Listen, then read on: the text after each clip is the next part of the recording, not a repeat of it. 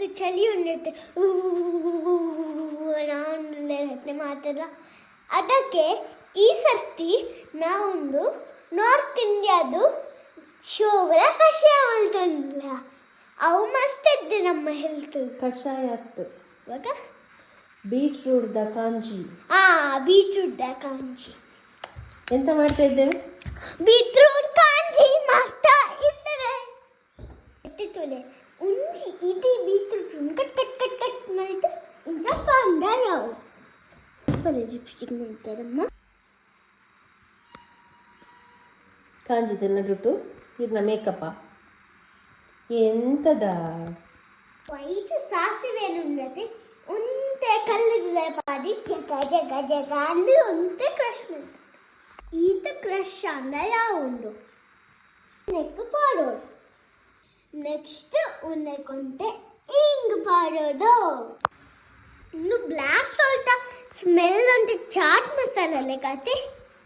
ನಾವು ಸಹ first time try ಮಾಡೋದು. ನಾನು ಟೇಸ್ಟ್ ಮಾಡಿ ಹೇಳ್ತಾನೆ ಎಲ್ಲ ಹಾಕಿ ಮೇಲೆ ಏನೆಲ್ಲ ಹಾಕಿದ್ದೇವೆ ಇದಕ್ಕೆ ನೋಡಿ. ಬೀಟ್ರೂಟ್, ಸಾಸಿವೆ, ಬ್ಲ್ಯಾಕ್ ಸಾಲ್ಟ್, ಹಿಂಗ್, ಇನ್ನು ಸ್ವಲ್ಪ ಚಿಲ್ಲಿ ಪೌಡರ್ ಹಾಕಬೇಕು. ಅಮ್ಮ ಚೂರು ಚಿಲ್ಲಿ ಪೌಡರ್ ಪಾಡ್ಲೇಕ್ ಚೂರು ನೀರು ಪಾಡ್ಲೆ.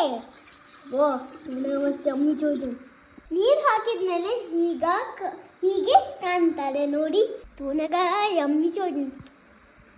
ಹೀಗೆ ಬಿಳಿ ಬಟ್ಟೆ ಹಾಕ್ಮೇಲೆ 3 ದಿನ ಮೂಜಿ ದಿನ ಬೆಚ್ಚಾಯಿರ ದಿಯೋಡಮೇಲೆ ಬೆಚ್ಚಾಯಿರೇನ ದೊಂಬುಗ ದೊಂಬುಗು ಹೂ ಬೆಚ್ಚಾಯಿರ ದಿಯೋಡು ಬೊಕ್ಕ 4ನೇ ದಿನ ಶೋಕು ಪರ್ಪುಂಡು ಫ್ಯಾಮಿಲಿನೊಟ್ಟಿಗೆ ಎಂಜಾಯ್ ಮಾಡ್ತಾರೆ.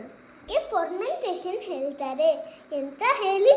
ಫರ್ಮೆಂಟೇಷನ್ ಇದು ಒಂದು ಪ್ರೋಬಯೋಟಿಕ್ ಡ್ರಿಂಕ್. ನಾನು ರೆಡಿ ಆದ್ಮೇಲೆ ಟೇಸ್ಟ್ ಮಾಡಿ ಹೇಳ್ತಾನೆ, ನೀವು ಸಹ ರೆಡಿಯಾಗಿಯಾ? ಟ್ರೈ ಮಾಡಿಯಾ? ಟ್ರೈ ಮಾಡಿ ಮತ್ತೆ ರೆಡಿ ಸಹ ಆಗಿ.